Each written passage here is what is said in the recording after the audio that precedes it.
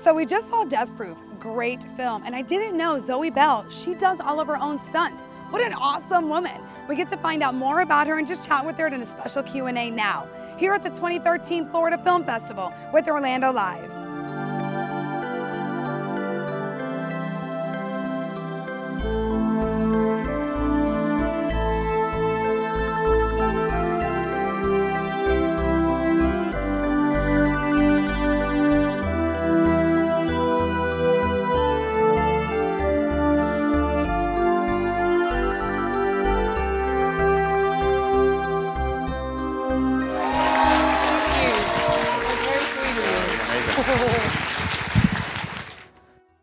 You've just watched Death Proof. A lot of fun, huh?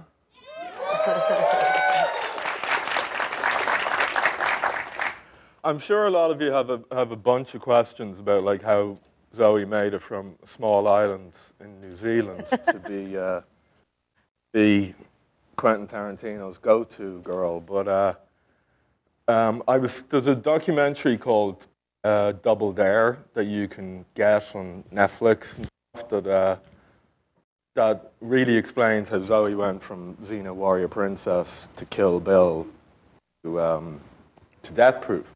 So just for the moment, but we'll take your questions and you can ask anything you want, but just for the moment I want to talk about Death Proof and how it came about.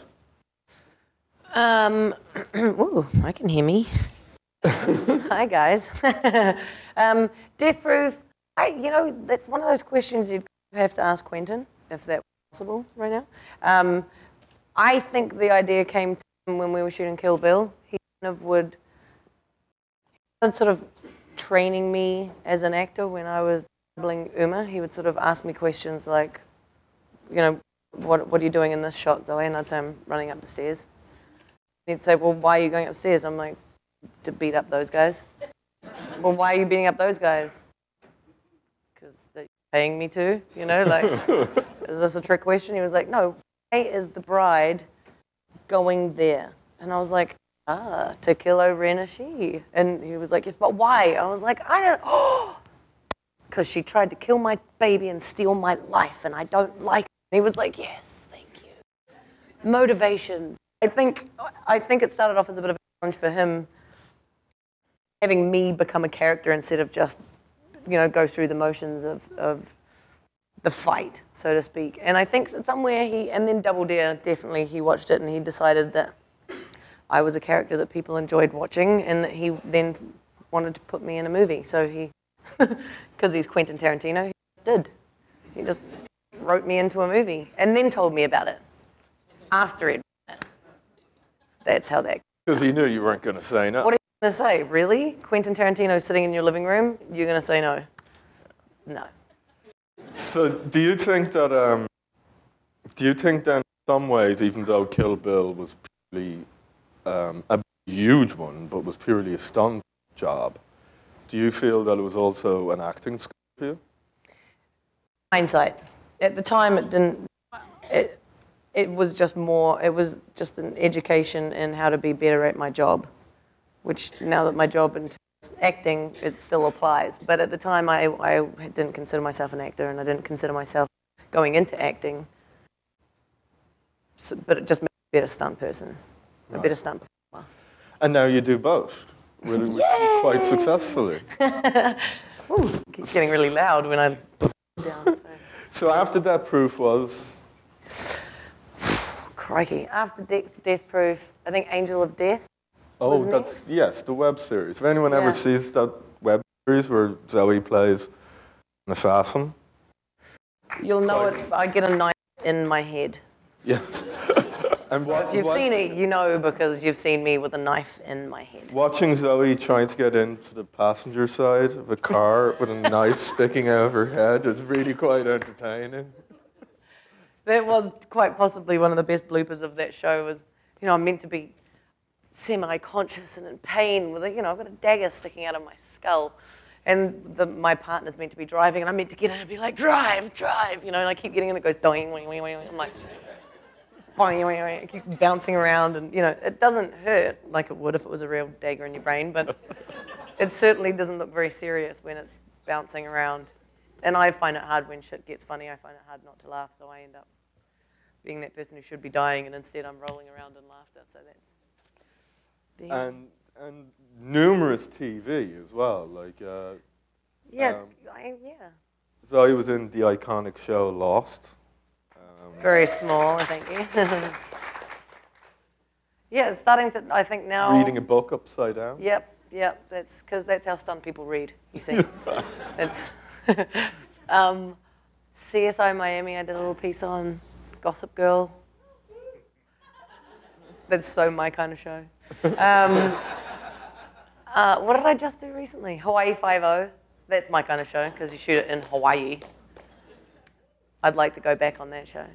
But you shot Lost in Hawaii as well. Yes, that was awesome. I think I just need to keep going back to shooting stuff in Hawaii. Maybe I'll just shoot a movie And in Hawaii. what was that one? The Baytown Angel? Baytown Outlaws, thank you. I keep going to say, it used to be Baytown Disco for the whole time that we were shooting it, and then after they shot it, they changed it, and I keep thinking it's Baytown Bandits, which I just think sounds a bit cooler. It's the two Bs. So that shot in New Orleans, I can't remember how long ago, 2 years ago, while I was shooting Hansel and Gretel in Germany. I flew back to New Orleans for a week. How was Hansel and Gretel? Awesome. Quite possibly the most challenging role I've ever done, which is saying a lot. In what way? Well, 3 hours of prosthetic makeup. I feel like I'm really loud. Am I really loud? Okay. All right, good. Really? Should I start screaming? 3 hours of prosthetic makeup, so I had, my whole face was covered. My head was, like I had on a full hood and a face that was stuck on separate, and then they were glued together, and it's all like glued into all your orifices, and oh, it's horrible. And my ears were covered, and I had full eye contacts and fake teeth, like false, you know, witchy teeth, like that. And gloves that were tucked into my costume, so I couldn't take them off at lunchtime, so someone had to cut up my food and feed it to me, which there's a bunch of things about that that I thought were pretty shit. And then on top of that, I had, I can't remember what it was, I think it was like 15 or 20 pounds of costume on. Like I had 8 different layers with corsets and big horns that were sticking out, not my head, but out of my shoulders, because that's where horns come from, I guess. And heeled boots, and I had to have my harness on under all my costume at all times, because we couldn't get to, there was no way to get in and out of this costume, so they had to have the harness on me in the morning and have it cranked fully tight, so all day I was sort of like... Well, how do you be incredibly active when you've got all that crap on you? When they say action, you get active, and the minute they say cut, I go instantly still. I had an 11-hour day one day, and I tend to be quite like jovial on set, and it kind of makes my life easier if I'm making other people's lives easier and people are laughing, then I don't, it's much harder for me to be like, you know, if I'm making people laugh. So, but I think it was about hour 9, and I wish I had pictures of this costume because it was so, and my face was so gnarly that I would end up sort of, I'd lean up against a tree and get sort of remotely fetal, as still as I could, and I would blend into the background. Like I looked organic. It looked like I was made out of rotting materials. And people would walk past me. They'd be like, Zoe, and I'm like, yeah. You know, they'd come up to me and be like, are you okay? Can I get you something? How are you doing? Blah, blah, blah, blah. And literally it took everything in my power to not say, fuck off. And instead just say, I just need to reserve my energy. I'll let you know if I need anything. And they'd be like, are you sure? Blah, blah, blah, blah. And I'd just be like, I'm fine. I'm fine. And I'd just sort of mold into this tree until it was like, right, we need you. And I'd be like,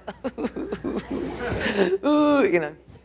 I could cry under all that prosthetic. No one saw it. So I suppose that's where most challenging experience doesn't necessarily correlate with best. With what? Best? Yeah. What are you saying? My performance was shit? No, I'm not saying that at all. This guy. Bloody Irish.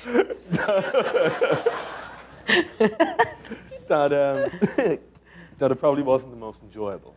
Well, the funny thing is, once we were in action, I had one moment, actually it was sort of breakthrough moment for me as an actor. So anyone who's out there that's not an actor, this might sound incredibly boring, but I had this moment where I was physically exhausted and I was having to run through the trees, bouncing off trees, and I had to jump over something, and then I had to slide through this sort of hole that with all of this stuff on. I didn't think I could fit through anyway, and I was meant to slide and get up and keep running. Which, when it's me normally in my own clothes or normal outfit, I'm capable of. But this costume made me feel so incapable. I couldn't jump, I couldn't move properly, and so I was bouncing around this forest trying to move like Zoe, and it was making me really angry that I couldn't, like physically frustrated, you know. And the coordinator, whose name is Ben Cook, who's 007's stunt double, which is just kind of cool. He calls himself 006. And I worked with him since Xena days, so he's one of my best buddies. He came up to me and he was like, Zoe, here's the thing. We know you're capable of doing this. So just when they say action, do whatever is in your capability to get it done this one time. Stop hating on yourself, stop getting angry and blah, blah, blah. And only because I've known him so long did I listen. Otherwise I might have been like, whatever, dude, what do you know? You know, I'm angry and I'm allowed to be and I want to be, so shut up. But I listened to him and I had this moment where I was sitting there and I thought, I am this witch. She's used to being on a broom. She's pretty good on a broom, but someone stole her broom. Of course they did. Jeremy Renner stole my broom, bastard. And suddenly I saw the forest the way she would see it, and the fact is she can't run well, and she's not coordinated like Zoe is, and she's sort of like, you know, but she knows the forest, and the trees are talking to her, and blah, blah, blah. It's not going to sound boring, it's just going to make me sound crazy, right? This is what this is. And I suddenly was like, I get it. I just have to work with what I've got as the character that I am. Yeah. And I nailed it twice in a row, and I screwed it up like a good 3 or 4 times in a row prior to that. And then the next 2 takes, we just got it, because it was sort of like, instead of me battling to be, you know, I was embarrassed that I wasn't getting it right. Zoe was embarrassed that she wasn't getting it right. Instead of just being the character as best as the character. Because this witch, if she couldn't make it under, she'd scrabble and be ugly and get out the other side. She'd do whatever she could to stay alive. And so it just sort of was one of those moments where I was like, then it stopped being as exhausting. Because I think then I started using the fact that I was shattered. They're talking about a sequel to that, aren't they? You know, the good thing about that for me is, of course that's where I go, you wouldn't recognize me in the first one, so maybe they can bring me back in the second one. But yes, they are talking about a sequel. You touched on it there, and I suppose I have to ask you about the whole massive worldwide cult phenomenon that is Xena. They've got the most bizarre fans in the world, but a very dedicated. I'd go with dedicated. Very loyal group of fans. Yep. Very, very loyal group of fans. Yep, they are awesome. You must have got a few stalkers. Yep. There's been a couple of odd moments, but for the most part, to be honest, they're like, if you can talk about them as a group without sounding kind of condescending, they are the sweetest, most welcoming. Like I told them one time, I was at a convention, and I told one of the women, I was like, I want to try stand up because it sounds terrifying, and I'm too scared to, which makes me think I should probably do it. She was like, you should totally do it. I'll put it out in the Xenoverse, which is a word. I'll put it out in the Xenoverse, and we'll all come and support you. We'll fill the place. And the truth is, they would pack it. They would laugh their asses off at everything I said. So I'm considering it. I also, before we turn it over to the audience, I also want to ask you about, you have a movie out this week, Oblivion. Yes. With Tom Cruise. No big deal. Tom Cruise, Morgan Freeman, whatever. What was that experience like?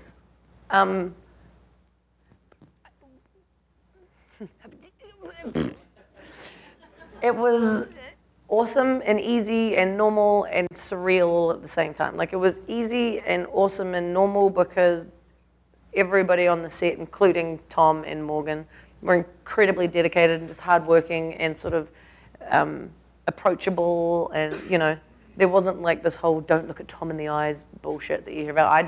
I certainly didn't pay it any attention if there was. But he would talk with the crew members, and he would, if he saw that the spaceship was facing the wrong way in the scene, he'd be like, oh, Bo, from the, props department, this was meant to be done. They'd be like, oh yeah, thanks, Tom, blah, blah. TC, that's what it was. Thanks, TC. I said it once and I felt like a dick, and I just went back to Tom. I was like, hey, TC, oh, no, can't do it. Tom, can I ask you a question? But the surreal part for me was the first time I walked on the set of, there's a big New York library set, and I mean, I swear it's to scale. This thing was huge, and the detail was like minute and perfect to every little molecule that was in that thing. So I was in this massive set just going, I had a sort of filmmaking starstruck moment where I was just like, oh, making movies is awesome. And then I hear this, hey, guys, where are you going to shoot? And I was like, that is my childhood speaking. That is risky business. That is, I mean, and it was just his voice, and it was the most pleasantly jarring, but jarring. It was like, I am so familiar with this voice that I've never met before. You know, and he walked around the corner, and I was like, I know this guy, and I know that I don't. You know, it was like a very weird. It's the first time and I've worked with loads of well-known people, but I mean, he's just sort of, he's almost like a myth that's still alive, you know? So to see him, you're like, Bigfoot, you know, what? I remember you said something very interesting to me. But is that ironic that I just called Tom Bigfoot? He's not that short, by the way, but he's definitely not Bigfoot. You said something very interesting to me recently, in that you thought he was the most present person you ever met. Yeah. It's like, I mean, when he first introduced himself to me, he had his hand on one shoulder and he was shaking my hands and he was looking at me and he was like, and he thanked me for being on the movie. I was like, my pleasure. You're welcome. Don't mention it. I don't know, you know, but he was like, it was like the whole world ceased to exist. And, you know, often it's the other way around where you get kind of a feeling like, oh, hey, how you doing, blah, blah, blah. And the next time they see you, they've got no concept of who you are. And the next day he was like, hey, Zoe, how you doing, blah, blah. And I was like, really? I mean, I'm good, thank you. TC? No, Tom. Tom. But it was just like this, I don't think he'll talk to you unless he wants to talk to you specifically. And if he's not talking to you specifically, then he just will be talking to somebody else specifically, you know? It's like, I imagine it's partly who he is, but I think it's probably also a trained thing, because otherwise you'd be as big as him, you just never connect with anybody. Yeah. You'd just be constantly skimming, you know? I don't know. That's my theory anyway. What do I know? I just called him Bigfoot. Before...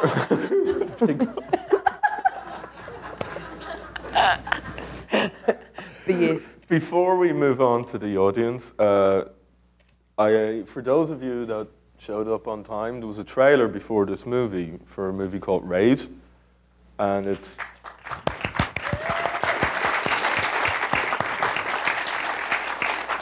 this, like, not only actress extraordinaire, arguably best stunt woman in the world, but now a movie producer. Just making shit up as I go.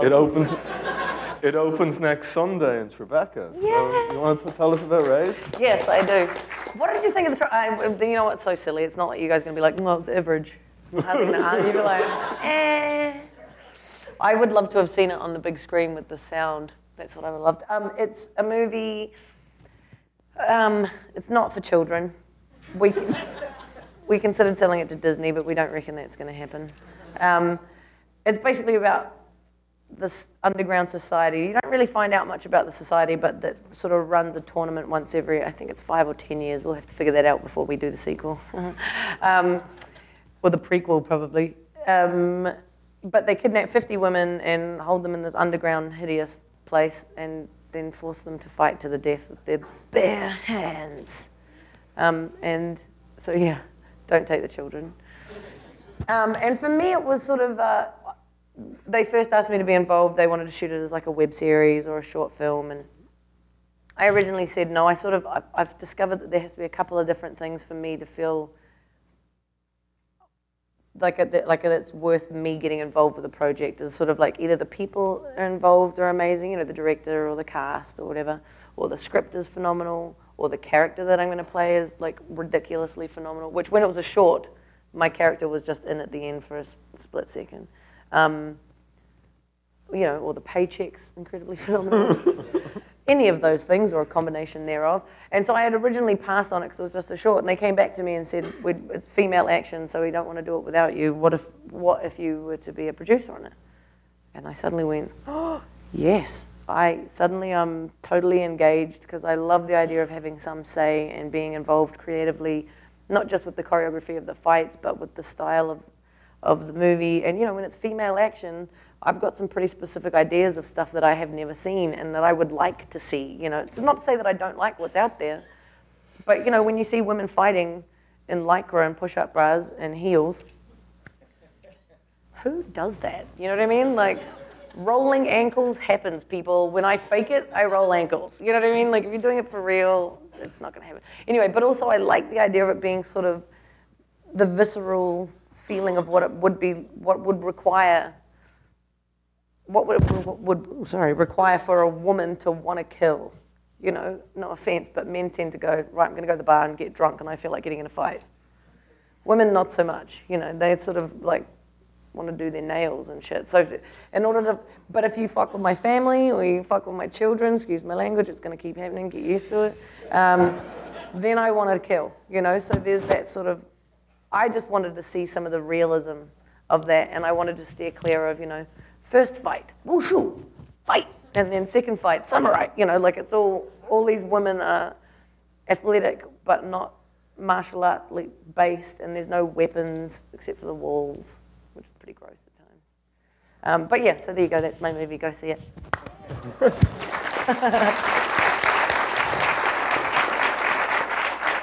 Women don't fight in heels. You know, it's obvious you never met my ex-fiance. For sure. They do fight in heels. I just think it would be much easier not to. Just take them off, use them as weapons. Okay, should we have a few questions? You're the question guy? Okay. A lady in the middle, right there, waving.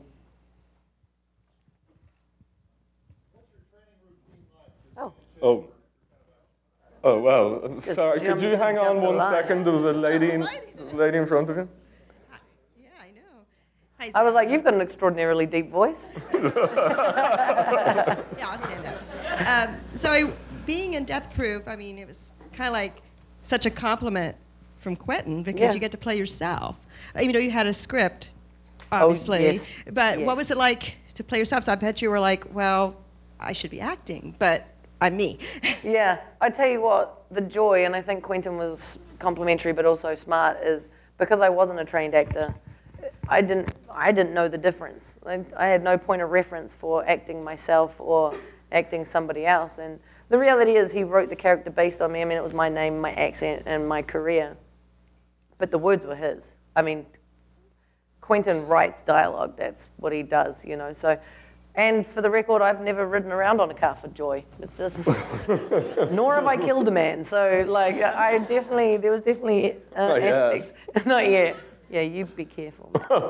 There's definitely aspects that weren't me about it. And, you know, and you are performing when the camera's on you and you've got dialogue and you have to react to your friend Tracy, who's suddenly this, like, oh, no, you didn't, black woman. I'm like, I'm acting, because that's not how she is, you know. So, but Quentin said to me before when I first got the script, I was like, what am I meant to do? He's like, learn your lines. I'm like, I don't even know how to do that. Like, what does that mean? Where do I go to acting classes? He was like, you're not allowed to go to acting classes. I don't want you to go to any acting classes, no tuition. All I want you to know is your script.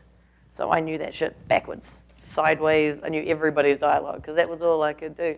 So he knew what he wanted to get out of me, and he knew he could get it, because he'd seen it, he could do it on Kill Bill. So I don't know, I just was like, listen, if I screw this up, it's kind of your fault. It's also, though, I think it lent you in that role to the fact that you hadn't done like a bunch of theatre and stuff like that beforehand, because you're so natural in it that you're not thinking of an awful lot of things that actors think about.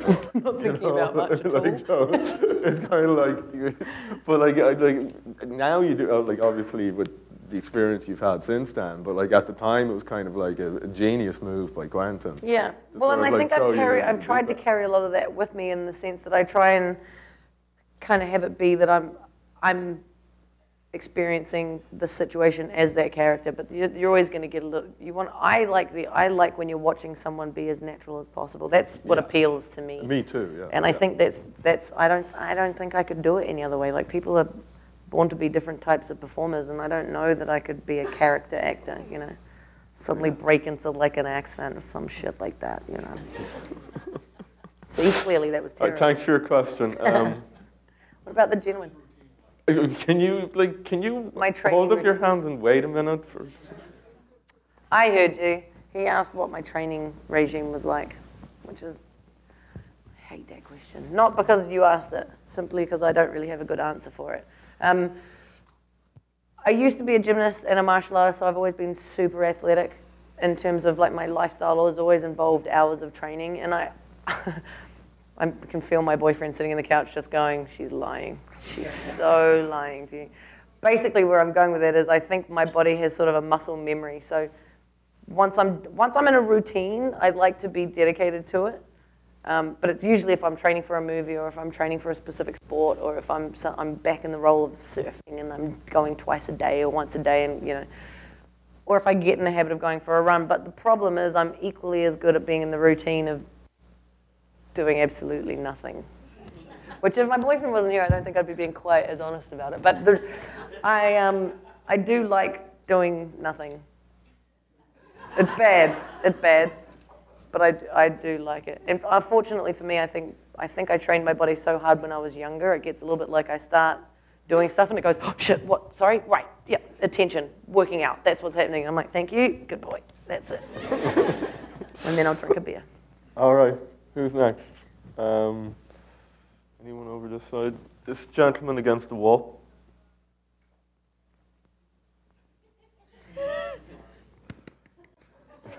Chop, chop. You had a small part in Django Unchained. About that big? Yeah. I was wondering if Quentin told you anything about your character's background, or. Oh, you know he did. Yes. Yeah, we sat down at lunch and he basically said to me, Zoe, okay, that's how it started. I won't do the whole thing like that because it'll take too long. But he basically said, I'm trying to figure out how to get you in Django. And I was like, awesome. That's legendary. Do it. I dare you to. And he said, I'm coming across a couple of problems. You're white. I was like, sorry. I'll blame it on my parents. They're British. He said, you're kind of pretty. I was like, thanks. That's kind of a compliment. And you're a girl. And I was like, I never thought I would be out of a job for being a pretty white woman. Like, what the hell? And he said, because basically it's like mostly black cast and mostly the white folk are pretty unattractive because they're all sort of redneck, racist slave killers. Awesome, please make me one of those. That'd be great. And so he said to me at one point, he was like, so I figured it out. I think I want to make you one of the trackers, but I have to make you ugly. So I'm going to remove your bottom jaw. I was like, righto. How exactly are you planning on doing that? He was like, prosthetics. We're going to do it practically. So they made a whole piece. My bottom jaw was meant to be missing. There was in the original script going to be a massive. So when Django goes on his sort of mission of killing, he was to go to the tracker shack, and instead of walking in and just going, it was going to be this massive fight, and he was going to have an axe, and I was going to have a chain, and blah, blah, blah. And I think he was going to axe me in the top of the head. Look, again with a blade in my head. What the hell is going on? But when it came to it, he'd broken it all down. My name is Tracker Peg. And the big Tracker Jake, was my boyfriend. And apparently what had happened is we'd had some weird redneck fight. Nasty, probably not very smart. And I'd chopped off his wiener. And as retaliation, he'd axed off my lower jaw. But we were still together. We got over it.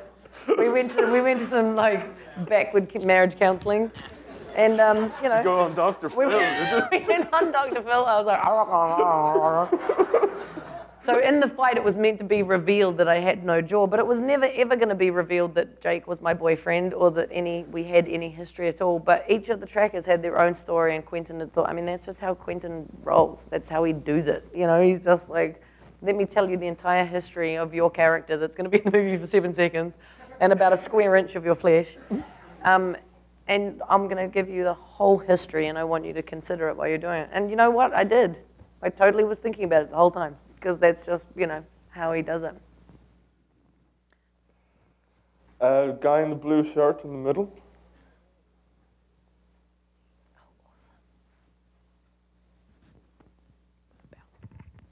Zoe. Hi. I have not seen Double Dare, so I'm going to preemptively You're apologize. fired.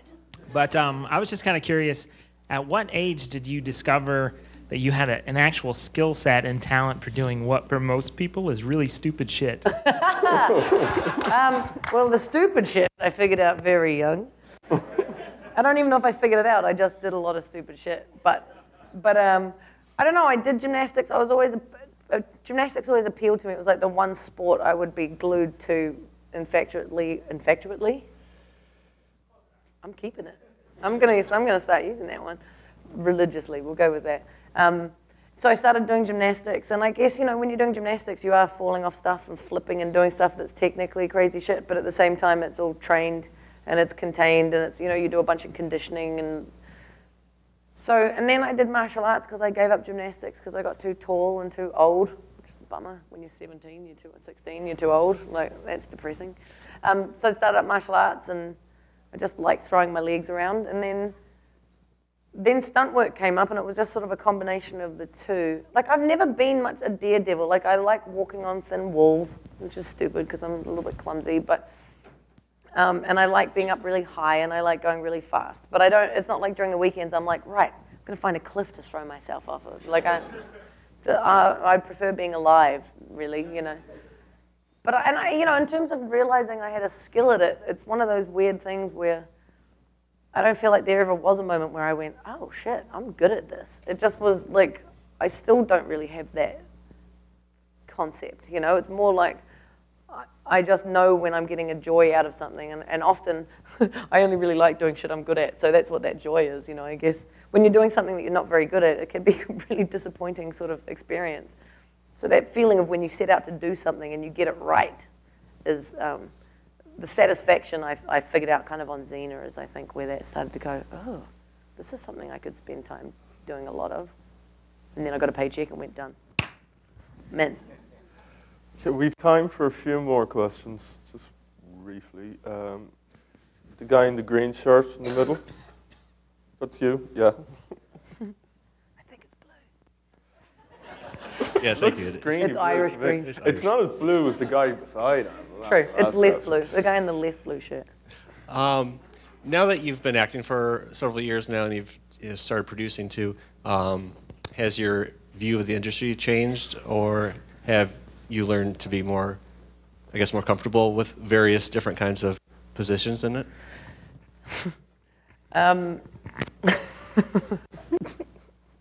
Sorry, totally snorted. Let's put it this way: you want to get your scripts in on time tour, so you can camp for a little bit. But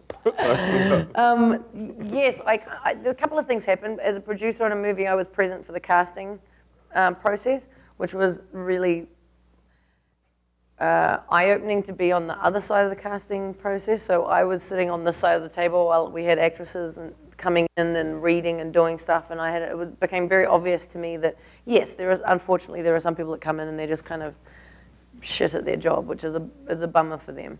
But it happens, you know. But for the most part, there were many people that came in, and women that gave great performances and were brilliant, but they weren't Cody. You know, they just weren't right for that role. And it was really nice to be an actor witnessing that. So, because, you know, I don't know if you know, but as an actor, you walk into an audition and you do your thing, and they go, thank you very much, and you walk out, and it can leave you feeling really strange and sort of hollow, and then you go into the whole, like, I probably fucked it up, and you think about how many different ways you could have done the audition and it would have been perfect or so much cooler if I'd done it this way or that way or this way. And the reality is you can see when someone does it, what their range might be, and you can see all of that when they do it one way or another.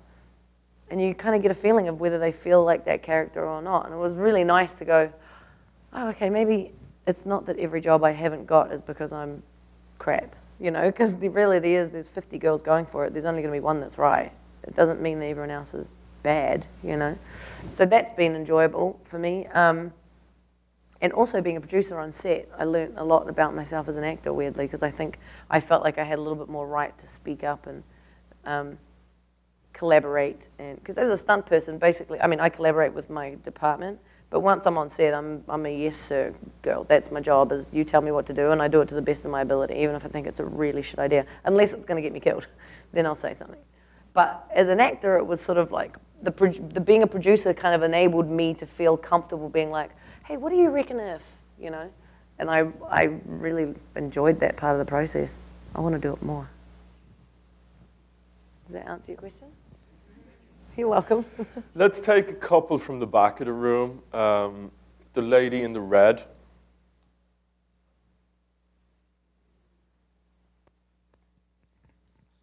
As a producer, as a voice on the set, what was your key lesson that you learned from Quentin Tarantino?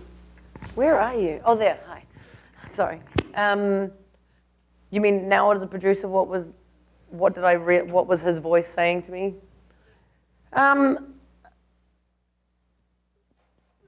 biggest part was like when it would get really stressful, or when it looked like we weren't going to make our day, or when the crew was getting really frustrated or tired, or, you know, I felt like it was my role and something that I was capable of doing to kind of get the morale back to the fact that we were really thankful for everyone to be there, and that, whoa. Is that just air conditioning? The little girl from New Zealand's like, what's that, air conditioning? Dick. The aircraft. Yeah, so the kind of, you know, one of the things that Quentin instills in everybody is his absolute joy for making movies. Like, he does it because he loves it, and if he ever didn't love it, he would stop, you know. And so that moment of trying to bring that back to crew and cast when everything started feeling hard, and myself and the other producers, of just that, like, you guys, we're making movies and we want to be enjoying it, and what can we do to make you enjoy it more so that you work harder for us? And, but, you know, so that was one thing that I was aware of kind of carrying into it, you know. I think people in the front are getting annoyed at you that you haven't picked anyone down here. I have picked some of them. That guy in the blue shirt just about swore at you before. Okay, these two guys and then one more from the back. So, go. My question for you is, surely in your role as a stuntwoman, you have been injured along the way at some point. Have you ever had any injuries in which you feared for the future of your career because you didn't really know whether it would heal in a way that you could continue doing what is clearly a very challenging job? Yeah. Did you guys all hear him in the back? Yeah. Oh, good. Well done. Look at you in the voice carrying and shit. Yes, absolutely. I've had two sort of injuries. I plan on having no more. That were kind of pivotal. One was when I was 19 and I was on Xena, and I bent myself in half backwards. It was a horrible thing. My heels hit myself in the head, you know, that way.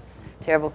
And according to my dad, who's a doctor, he thinks I fractured my spine, but I refused to get an x-ray because I didn't want to be that person who knew her back was broken. I'd rather just fix. The thing is that to my credit, whatever was going to happen, like the way of healing, what am I trying to say? The treatment would have been the same whether it was fractured or not. So I figured if I'm going to have to stay still for 10 weeks, I'd rather just believe that it wasn't fractured than be fractured. But the reality is I think I fractured my spine. Anyway, I was 19 and fairly resilient. That was pivotal because I realized I was not invincible. And up until then, I actually think I thought I was unbreakable. And then I broke myself and realized I wasn't. Turned up to work a week later going, I'm fine, and had to do a fight where they broke a chair over my back. So I put in a back pad and I was like, sweet as, bro, it'll be sweet, don't worry about it. Smack. Just dropped me. I was like I was just a puddle of my own former self on the ground, crying. It's like the only time I ever cried on the set of Xena. I couldn't help it. It wasn't even like tearing, it was just like, I'm broken. So my director told me to bugger off home and don't come back until you're well because you're absolutely no good to us broken. And that was a massive learning lesson for me because I'd always felt like it was my job to just always be there and to be tough and to break myself because that's my job, and if I'm hurting then I come back. And then when he said to me, you're no good to us broken, we need you, but we can't use you if you're broken, it hit me that I have a responsibility to the rest of my crew to not be broken, you know, which was sort of like, it was a hard, that was a weird lesson for me to learn. And the second one was at the end of Kill Bill. You know, when she gets shot out of the trailer with rock salt, yeah, like that. We were doing the rehearsal. In the movie, it's not me. In the movie, it's Daryl's stunt double, Monica, doing it, because I got broken in the rehearsals and bust my wrist and blah, blah, blah. I had surgery and pins. And so that put me out for like a year and something. So that one was the one that you're talking about. That was the one that was like an identity crisis, which I didn't really realize until a couple of years later. I was like, I think I may have had post-injury depression, like, because I couldn't crawl for a year. I couldn't crawl. You know, you've been crawling since you were a kid. I've been walking on my hands since I was 7, and I couldn't even crawl like I was an invalid, you know. And I think what happened for me was not even like what would I do for a living if I can't do stunts again, but who am I if I'm not this physical athlete person? Because that's, I mean, I'd never be like, hi, I'm Zoe, I'm a physical athlete person. But you know, in your head you have an identity that you kind of, you get comfortable with, and when something threatens to take it away, it was, I think I was terrified and unwilling to admit that I was scared to myself even, so it took me a little while to come out of that, because I think I was being like, I'm not scared. I'm not scared. Remember I saw you being interviewed before and you said a line that I think is very, very smart, that doesn't happen very often. is that sometimes it's harder to say no to the, sometimes it's harder to say no to the stunts than to just do it. Yeah. It's scarier to say no to someone than to do something that you know is going to hurt you. Yeah, but like you've developed the experience and the knowledge that like you get hurt a couple of times and you start learning to say no, yeah. So look, we really have to wrap it up shortly. I'm going to take 2 more questions. This gentleman has had his hand up for a while, and then one more from randomly out there. Thank you. I asked this kind of on behalf of my girlfriend, who's a stunt woman. She's done fire burn, she's done a pile driver where she hurt her neck, that kind of thing. This kind of jumps off of what you said, what he said. You go into these situations where you're being offered a job, and you have to wonder, am I capable of doing this? What happens to my career if I say no? Yes. Have you experienced the bad parts of what happens when you say no? I have, but for different reasons. Like I got to the point where even if it was something I'd never done before, I had an instinctive knowledge as to whether it was something I would be capable of doing or not. And I wouldn't say yes if I couldn't. Like, I often have people ask me about motorbikes. Like, I can ride a bike. But so as an actress, I say yes. As a stunt girl, I say no. Because what I should be capable of doing on a bike, that I believe I should be capable, like if I am coordinating something and I ask a woman if she can ride a bike, I'm expecting a certain level of skill, because I need to be able to rely on her when I can't use the actress, and I need to be able to rely on her to not kill herself on my set. So as an actor, I'll say yes. As a stunt girl, I'll say no. But I'm also sort of afforded that luxury because I have had a fortunate career up until this point. So but I've also said no about certain things leading up, and if you're really good and work really hard at the stuff you're good at, when you have to say no, it's respectful. Like if you told me, if you said, look, I'm really good at fighting and flipping, but my bike skills, like if you give me the job, I'll work for 3 months to get good at it, but that's not where I'm at now, I'll hire you at some point. If you tell me you're amazing at it and you turn up and you're putting people in danger on my set, I will not hire you again. You know, it's not how all coordinators work, by the way. Some of them are just like, sweet, you're cute, I'll hire you. You're only going to do so much about that. But I had it when I first got here and I didn't have work papers. And I had to say no to a couple of jobs. I was meant to double Sandra Bullock on, did I say Bullock or Bollock? Sandra Bullock's on Miss Congeniality 7 or 29 or whatever it was. And I was all excited. It was one in Vegas, and I was going to have to do this and that. And I was with the stunt coordinator, was this great guy called Jack Gill, who was friends with Jeannie Epper, who's a friend of mine. It was all like brilliant. And then they asked me about my work papers, and I was like, no, I'm from New Zealand. I don't, we have to get a work visa, and they couldn't get it done in 3 weeks. So I lost the job, and then subsequently, it kind of gets out that I'm unavailable. or I'm unusable. And so there was a period of time there where I wasn't getting called and people thought I still lived in New Zealand. I've lost a few jobs over that. Yeah, myself. yeah. So, and it's like, it doesn't take much for that to, the ripple effect. But having said that, you turn up on set and you're professional and you're really good at what you do, and you don't do dumb stuff. You know, like some stunt girls out there are like, they think they need to be tough, so they'll say, oh yeah, I can jump out the back of a moving truck. Well, if you don't know how to fall, jumping out of the back of a moving truck could get you killed, like, or brain damage. So that's not, you know, that's not a skill set, you know. So I don't know. I think if you go on set and you hold yourself, well and you perform hard and you work hard and you complain as little as possible, then when you do have something to say, people will listen. That was quite well said, actually. All right, one more and then we're done. And look at all these ones out there. All of a sudden, look, the lady is really gone mad out there. We gotta give her. I'm sorry it's the last one, but we'll be in the courtyard, I'm sure, if you want to ask Zoe something. She's not going to hit you. Maybe. Well, maybe. First of all, thank you so much for joining us and answering all of our questions. My career, I'm a professional actress, and mine is actually kind of the reverse of what you've been doing, is that I have started as an actress, and I've also I've started getting more action roles and roles that require my martial arts training and things like that. So do you have any words of advice, nuggets of wisdom for somebody who's just starting to take seriously the avenue of stunt work? It's a good question to end on, I think. Wisdom. Cool, you're pushing it. I feel like I just did a bit of that wisdom stuff. I thought I'd nailed it. I mean, you know, if you're talking about acting, or just being a stunt woman, I mean. She's talking about being an actress. Action actress. And going into stunt work.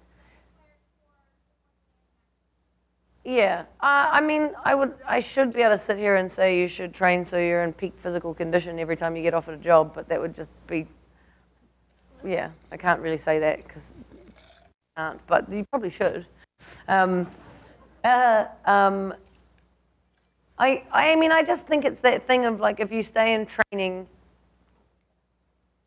so that you're capable of whatever people are asking of you, but I think it's all, I just think that it's really important to know what your limits are, because if you push yourself too far past your limits, that's when you'll get hurt, or if you commit to stuff that's past your limit, that's when you'll disappoint people, you know. So it's sort of knowing what you're capable of and then working really hard to do the best you can at that. In terms of like getting work and stuff, it's different in every state. I mean, in California they have gyms where stunt people all sort of congregate and train and tell each other how cool they are and high five a lot and stuff. But that's a good way of meeting people, and you're meeting coordinators. They have this horrible thing called hustling, where you walk up onto a stranger's set and give them a headshot and say, I'd really like to work, will you call me? That works. It's really uncomfortable, but you know, Hollywood, you've got to love a little bit of hustling. I don't know, I feel like I'm being a bit vague. Am I answering your question? Okay, good. Whew. All right, ladies and gentlemen, will you please give a huge round of applause for our guest, Zoe Bell?